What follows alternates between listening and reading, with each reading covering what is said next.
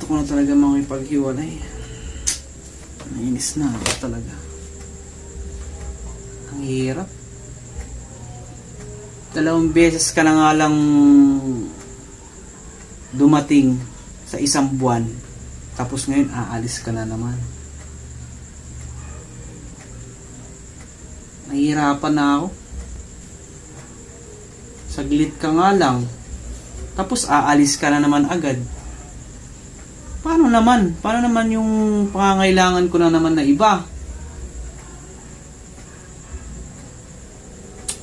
Kainis. Sa 2 buwan, ay sa 1 buwan, 2 beses ka lang. Tapos aalis ka agad.